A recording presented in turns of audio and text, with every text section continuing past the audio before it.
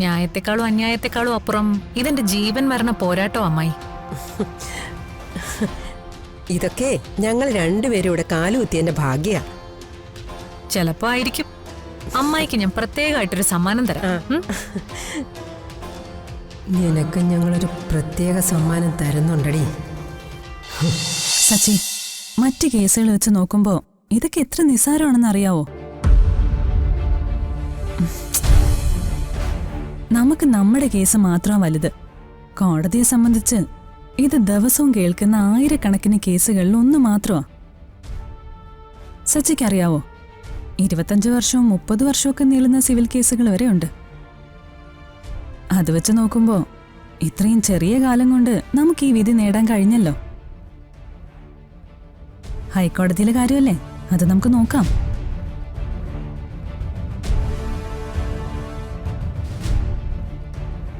സച്ചി ധൈര്യമായിട്ടിരിക്കെ. ഹൈക്കോടതിയിൽ നമ്മൾ ജയിക്കും.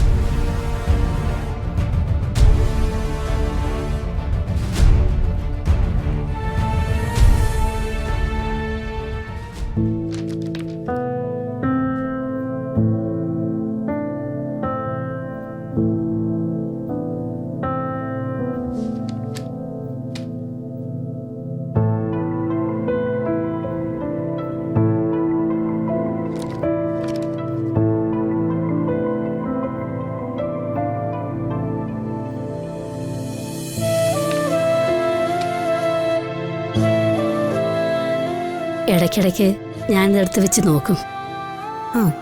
പക്ഷെ ആദ്യത്തെ പേജ് മറിക്കുമ്പോ തന്നെ അമ്മ കരയും. ഇത്രയും നാളായിട്ട് അമ്മ ഈ ആൽബം മുഴുവൻ കണ്ടിട്ടുണ്ടോന്ന് എനിക്കറിയില്ല. ആൽബം കാണുന്ന ദിവസം പിന്നെ മുറി അടച്ച് ഒറ്റയിരിപ്പാ. തിന്നാനും വേണ്ട, കുടിക്കാനും വേണ്ട.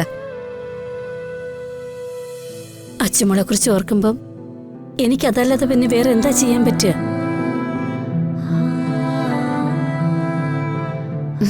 എങ്ങനെയുണ്ട് അർച്ചനയെടുത്തി? പൊളിയല്ലേ? പിന്നെ എന്റെ ഏട്ടനാണോ പ്രശ്നം?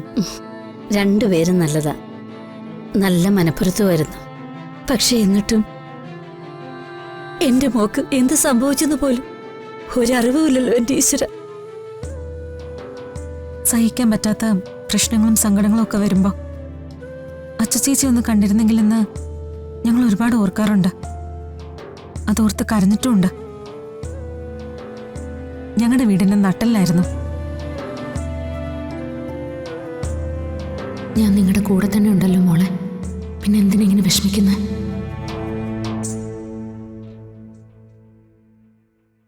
ആ, സച്ചിയായിരുന്നു മോളെ വന്നല്ലോ. വാ.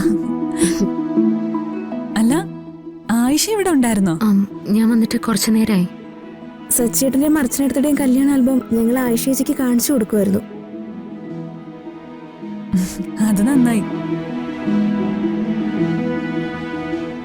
ആൽബം എങ്ങനെയുണ്ട്? ആയിഷയ്ക്ക് ഇഷ്ടപ്പെട്ടോ? സച്ചിയും അർച്ചനയും സൂപ്പർ ജോഡിയല്ലേ?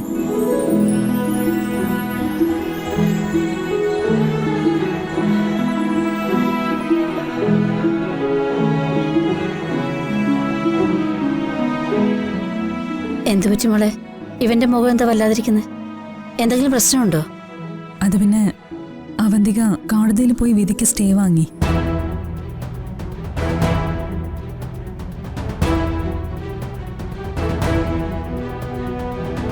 എന്റെ ഈശ്വര, ഇനിയും കോടതി കയറി ഇറങ്ങണോ?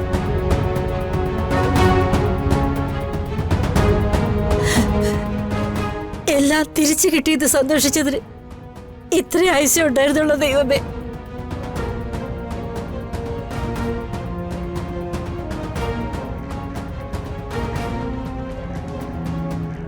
ഇതിലിത്ര വിഷമിക്കാനൊന്നും ഇല്ലമ്മേ.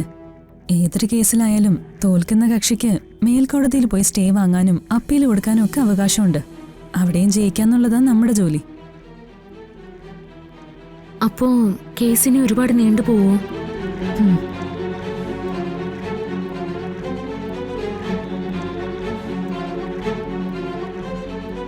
വക്കീല് തന്നെ അതിന് വേണ്ട ഏർപ്പാടുണ്ടാക്കിക്കോളും. നിങ്ങൾ ആരും ഒന്നും കൊണ്ട് വിഷമിക്കണ്ട. ഹൈക്കോടതിയിലും നമുക്ക് അനുകൂലമായിട്ട് മാത്രമേ കേസ് വരൂ. കാരണം എല്ലാ തെളിവുകളും സാക്ഷികളും നമുക്ക് അനുകൂലമാ. അതിൽ അനഘയുടെ മൊഴിയായി ഏറ്റവും പ്രധാനം. അതിനേക്കാൾ വലിയ സാക്ഷിമൊഴി ഇതുവരെ ഞാൻ വാദിച്ച ഒരു കേസിലും ഉണ്ടായിട്ടില്ല.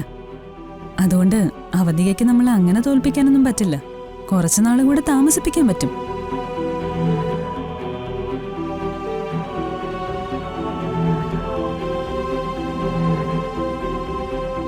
വിധി സ്റ്റേ ആയ കാര്യം നിങ്ങളോട് വന്ന് പറയാൻ സച്ചിക്ക് ആകെ വിഷമം. അതുകൊണ്ടാ ഞാൻ കൂടി വന്നത്. അത് സാരല്ല ഏട്ടാ, നമുക്ക് വരുന്നിടത്ത് വെച്ച് കാണാം.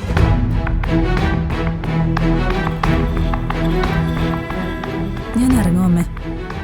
മോള് വന്നതല്ലേ ഉള്ളൂ, എന്തെങ്കിലും കഴിച്ചിട്ട് പോവാം. ഒന്നും വേണ്ട, പോയിട്ട് എനിക്ക് കുറച്ച് അത്യാവശ്യമുണ്ട്. ഞാനും ഇറങ്ങാം. വക്കീലിനെ ഞാൻ ഡ്രോപ്പ് ചെയ്യാം. നമുക്ക് ഒരുമിച്ച് പോവാം. അമ്മ, ഞാനെന്നാ ഇറങ്ങട്ടെ. ഇടയ്ക്ക് ഇതുപോലെ വല്ലപ്പോഴും വരണേ മോളെ. വരാമ്മ. അത് പിന്നെ ആയിഷയ്ക്ക് വരാതിരിക്കാൻ പറ്റില്ലല്ലോ അല്ലേ? അതുപോലുള്ള ബന്ധമല്ലേ ഇപ്പൊ ഉള്ളത്.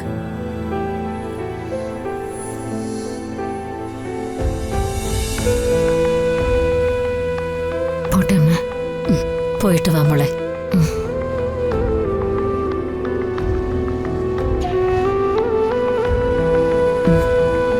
ശരി അമ്മ.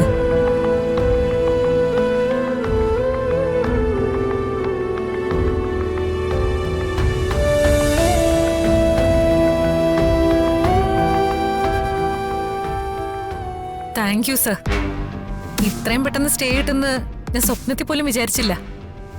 സാറിനോട് എങ്ങനെ നന്ദി പറയണമെന്ന് എനിക്കറിയില്ല.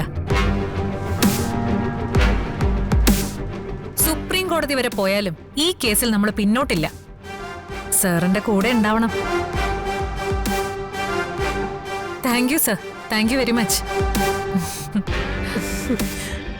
എത്രയോ ദിവസമായി മോളുടെ മുഖം ഇങ്ങനെ സന്തോഷിച്ച് കണ്ടിട്ട്. എന്തായാലും ഇന്ന് മോളുടെ പഴയ സന്തോഷം തിരിച്ചു കിട്ടിയല്ലോ. അമ്മായിക്ക് സന്തോഷായി. ഇനി വിട്ടുകൊടുക്കരുത് മോളെ. ഈ കേസിൽ മോള് തന്നെ ജയിക്കും, അമ്മായിക്ക് ഉറപ്പാ. കാരണം ന്യായം എന്റെ മോളുടെ ഭാഗത്താ. ന്യായത്തെക്കാളും അന്യായത്തെക്കാളും അപ്പുറം ഇതെന്റെ ജീവൻ മരണ പോരാട്ടോ അമ്മായി.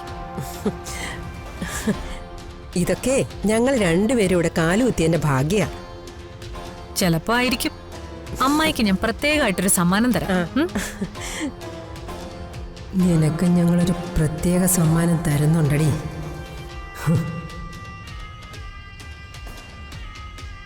നീ ഒരിക്കലും പ്രതീക്ഷിക്കാത്ത ഒരു സമ്മാനം. മണിയറയിൽ അതെല്ലാം ഒരുങ്ങുന്നുണ്ട്.